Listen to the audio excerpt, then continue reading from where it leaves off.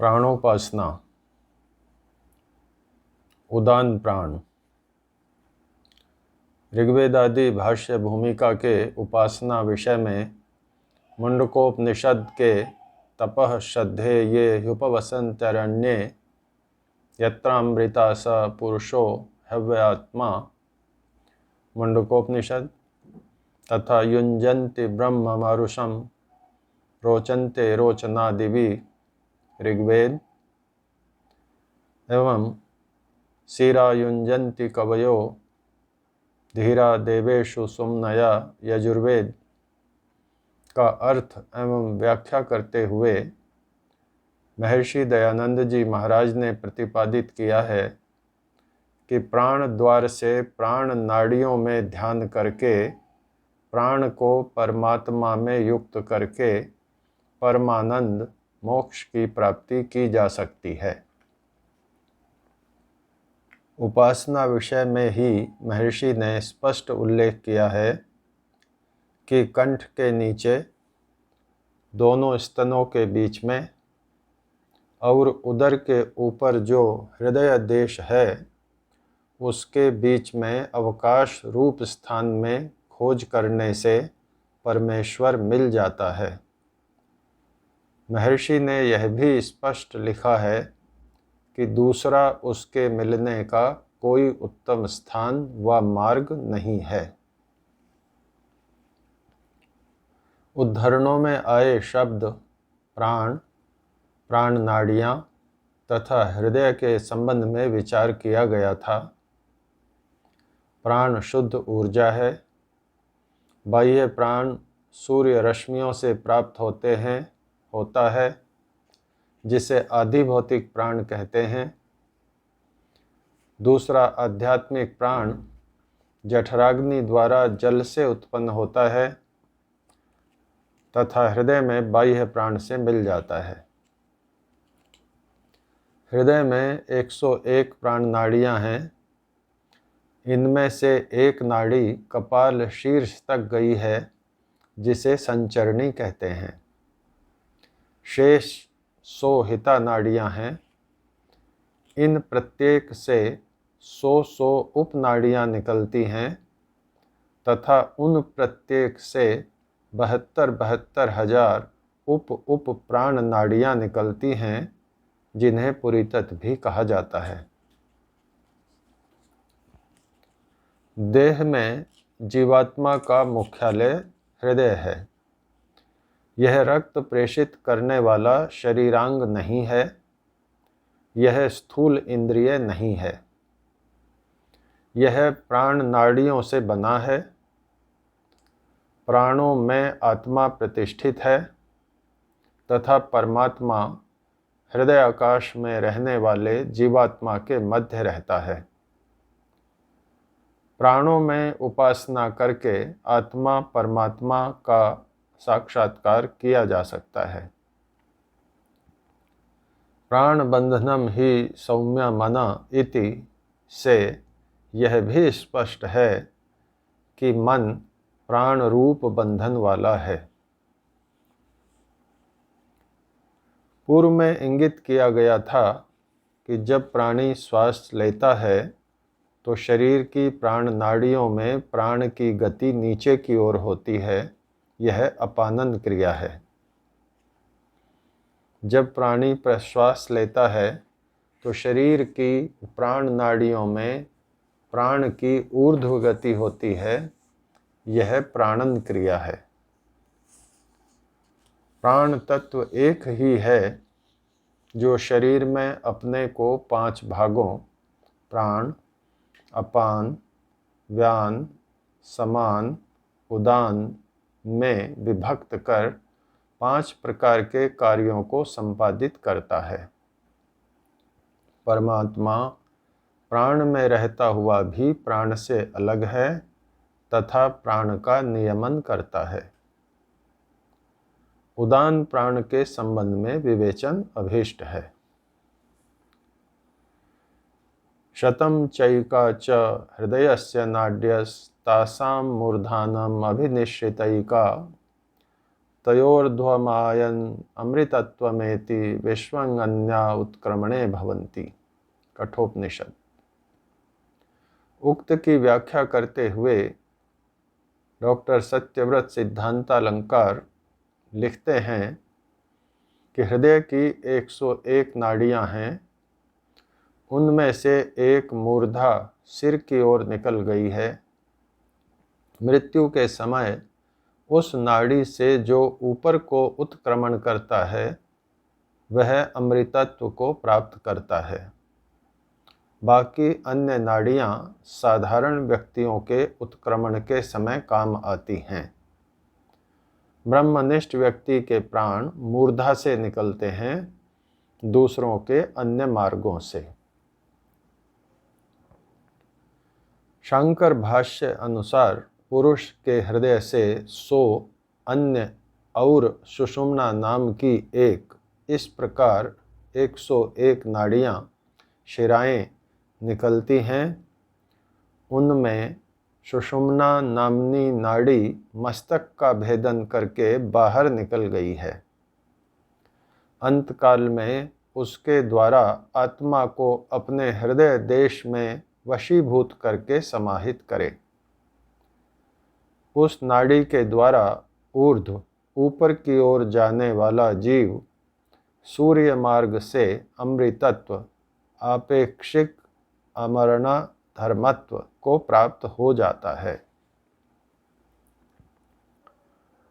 उपनिषद रहस्य में महात्मा नारायण स्वामी जी महाराज व्याख्या करते हुए लिखते हैं, हृदय से निकलकर जो 101 नाड़ियां समस्त शरीर में फैलती हैं, उनमें से एक सुषुम्ना नाम वाली नाड़ी जो शरीर में ईड़ा और पिंगला के मध्य रहती है, मूर्धा में जा निकलती है। मुक्त जीव का आत्मा इसी नाड़ी के द्वारा शरीर से निकलकर देवयान मोक्ष मार्ग का पथिक बन जाता है।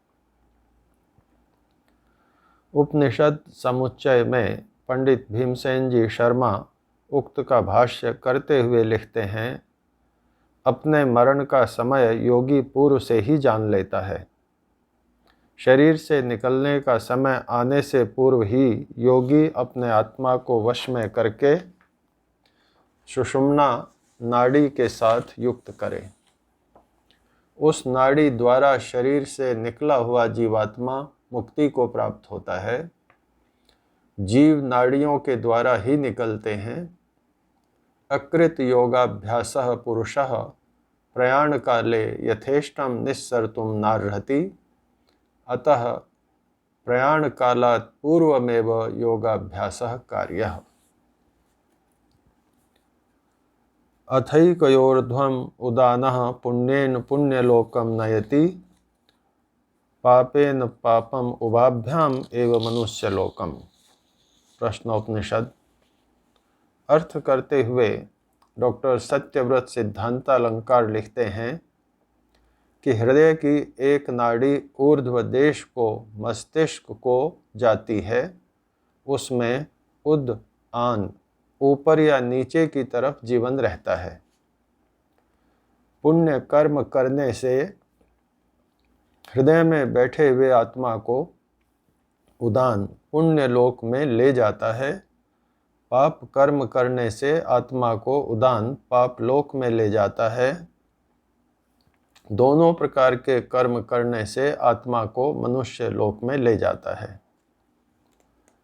शंकर भाष्य अनुसार उन 101 नाड़ियों में से जो सुषुम्ना नामनी एक ऊर्ध्वगामिनी नाड़ी है, उस एक के द्वारा ही ऊपर की ओर जाने वाला तथा चरण से मस्तक पर्यंत संचार करने वाला उदान वायु जीवात्मा को पुण्य कर्म यानी शास्त्रोक्त कर्म से देवादि स्थान रूप पुण्य लोक को प्राप्त करा देता है तथा उससे विपरीत पाप कर्म द्वारा पाप लोक यानी तिर्यक योनि आदि नरक को ले जाता है और समान रूप से प्रधान हुए पुण्य पाप रूप दोनों प्रकार के कर्मों द्वारा वह उसे मनुष्य लोक को प्राप्त कराता है।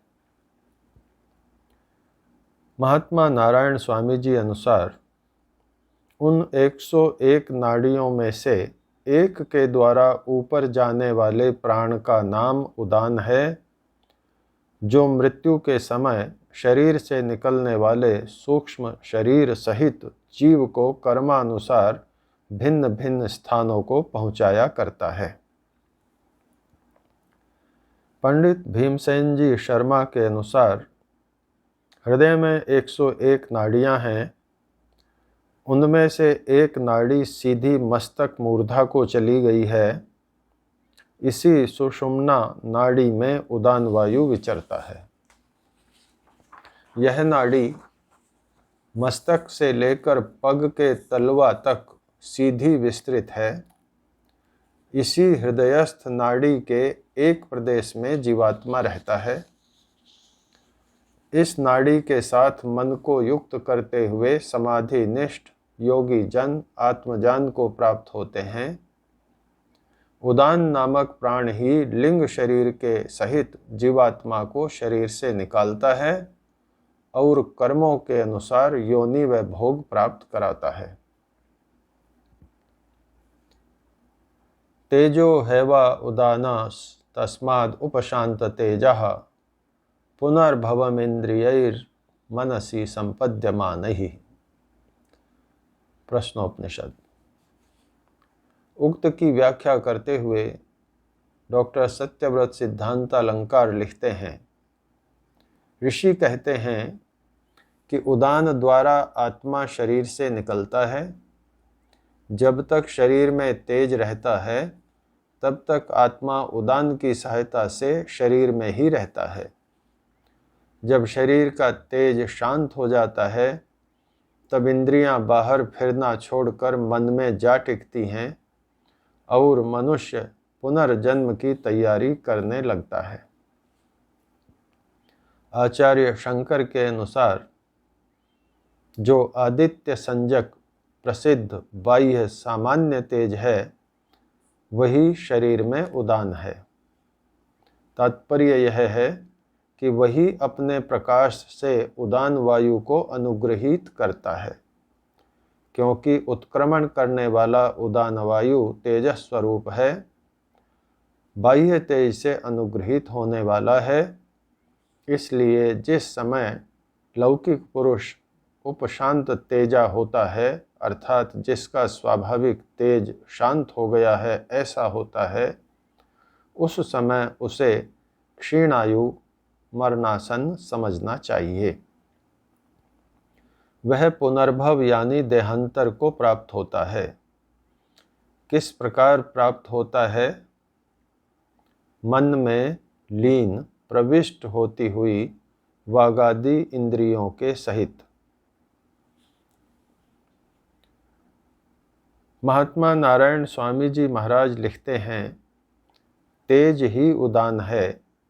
इसीलिए कहा जाता है कि जिनका तेज शांत हो चुका है ऐसे प्राणी मन में लीन हुई इंद्रियों के साथ पुनर्जन्म को प्राप्त होते हैं।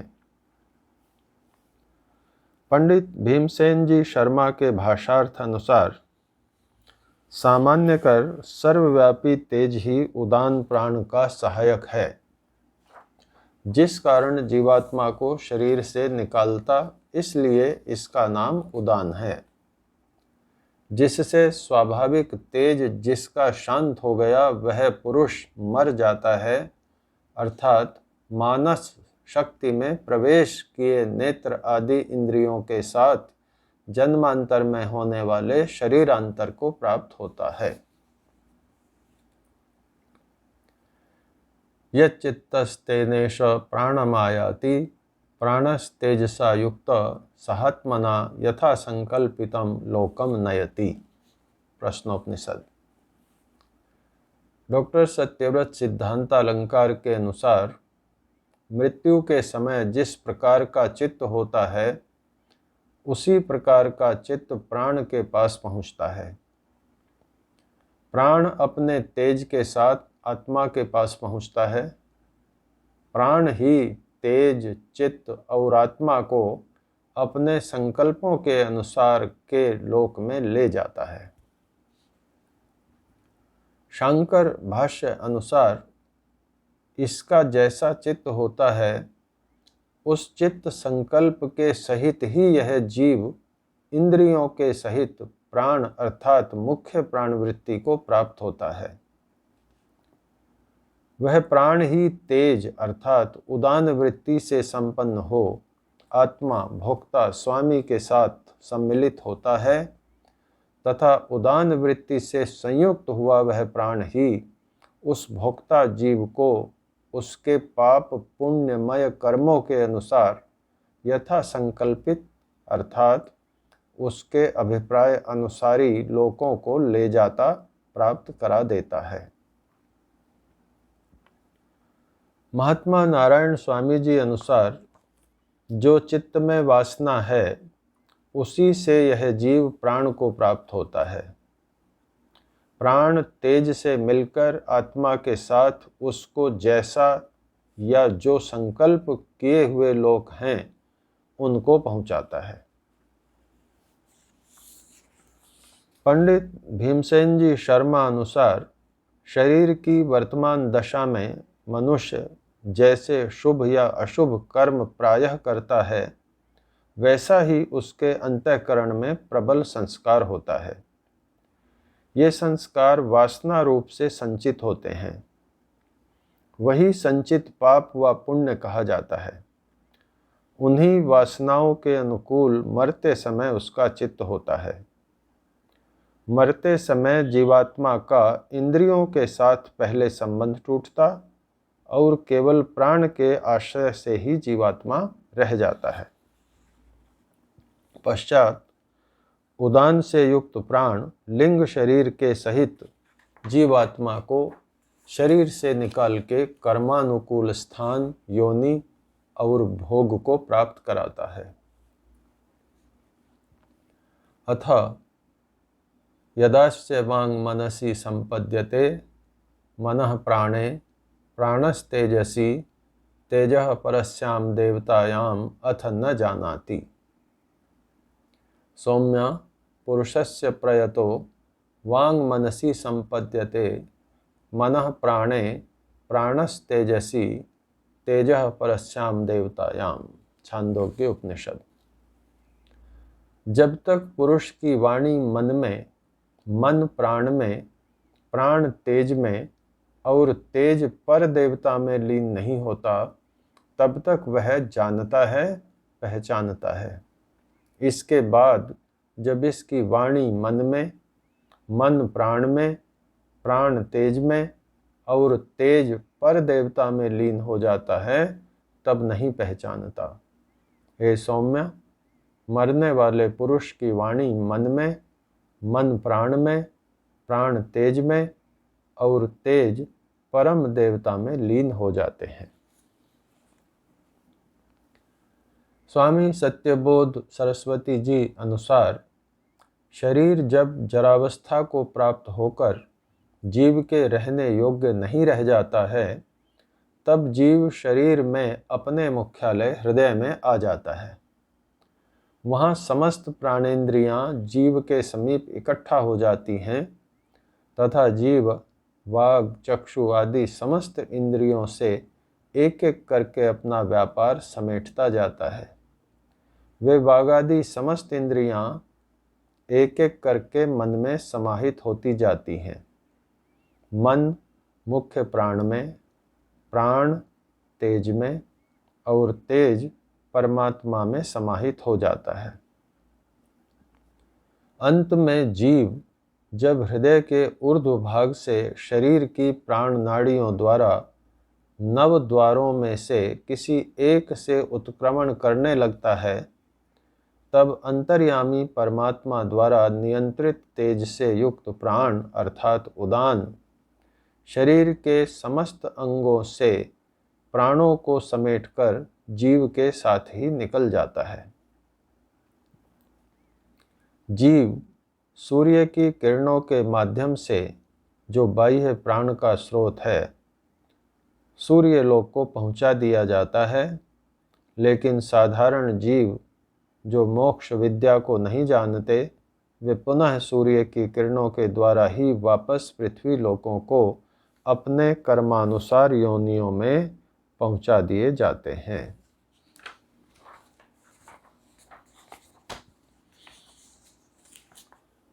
उपरोक्त से यह स्पष्ट होता है कि हृदय की 101 नाड़ियों में से जो एक नाड़ी मूर्धा सिर तक गई है तथा भेदन करके उसके भी बाहर निकल गई है, उस प्राण नाड़ी से जो उत्क्रमण करता है वह सूर्य मार्ग से अमृतत्व को प्राप्त करता है। इस प्राण नाड़ी में चरण से मस्तक पर्यंत ऊपर की ओर जाने वाला संचार करने वाला उदान प्राण जीवात्मा को पुण्य लोक को प्राप्त करा देता है। इसी एक प्राण नाड़ी के द्वारा ऊपर की ओर जाने वाला उदान प्राण सूक्ष्म शरीर सहित जीव को कर्मानुसार भिन्न भिन्न स्थानों को पहुंचाता है। यह एक नाड़ी जो ऊपर की ओर सीधी मस्तक मूर्धा तक गई है, जिसमें उदान प्राण विचरण करता है, इसी नाड़ी में जीवात्मा का निवास है तथा इस नाड़ी के साथ यानी उदान प्राण से मन को युक्त करते हुए योगी जन आत्मज्ञान को प्राप्त होते हैं। प्राण ही तेज अर्थात उदान वृत्ति से संपन्न हो जीव को उसके पाप पुण्य कर्मों के अनुसार यथा संकल्पित लोकों को प्राप्त कराता है। उत्क्रमण करने वाला उदान प्राण तेजः स्वरूप है।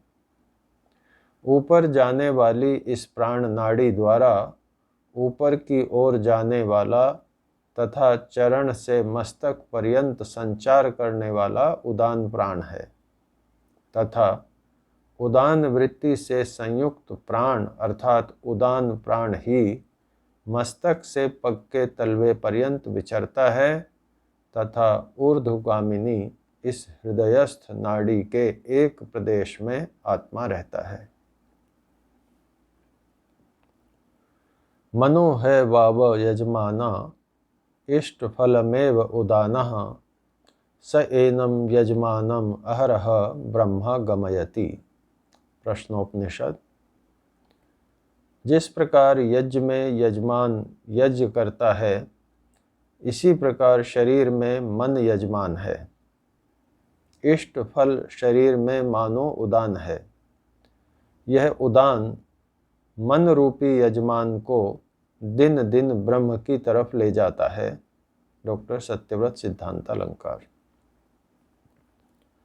शंकर भाष्य अनुसार मन ही निश्चय यजमान है और इष्ट फल ही उदान है। वह उदान इस मन रूप यजमान को नित्य प्रति ब्रह्म के पास पहुंचा देता है। इष्ट फलम याग फलम एव उदानो अतो याग फल स्थानीय उदानः। अर्थात उदान वायु ही इष्ट फल यानी यज्ञ का फल है, क्योंकि इष्ट फल की प्राप्ति उदान वायु के निमित्त से ही होती है। वह उदान वायु इस मन वाले यजमान को स्वप्न प्रवृत्ति से भी गिराकर नित्य प्रति सुषुप्ति काल में स्वर्ग के समान अक्षर ब्रह्म को प्राप्त करा देता है। अतः उदान याग फल स्थानीय है। एक अन्य टीकाकार ने ब्रह्म का अर्थ सुख किया है, जो प्रकरणोचित नहीं होने से ब्रह्म अर्थ ही उपयुक्त है। स्वामी सत्यबोध सरस्वती जी अनुसार प्राणायाम विद्या का इष्ट फल उदान प्राण की पिंड में स्थिरता का होना है। यह उदान प्राण ही मन रूपी यजमान को नित्य प्रति ब्रह्म से संबंध करा देता है। उदान प्राण स्थिर होने पर ही आत्मदर्शन उपलब्ध होते हैं। ब्रह्म विज्ञान अत्यंत सूक्ष्म होने से तथा केवल प्राण विद्या द्वारा उपलब्ध होने से परमात्मा के प्रकाश स्वरूप का साक्षात दर्शन उदान प्राण के द्वारा किया जा सकता है। इसलिए प्राणायाम विज्ञान के द्वारा धर्माचरण तथा अष्टांग योग के अनुष्ठान पूर्वक पवित्र आत्मा ही परमात्मा को प्राप्त करने में समर्थ होता है। तपेंद्र 2016।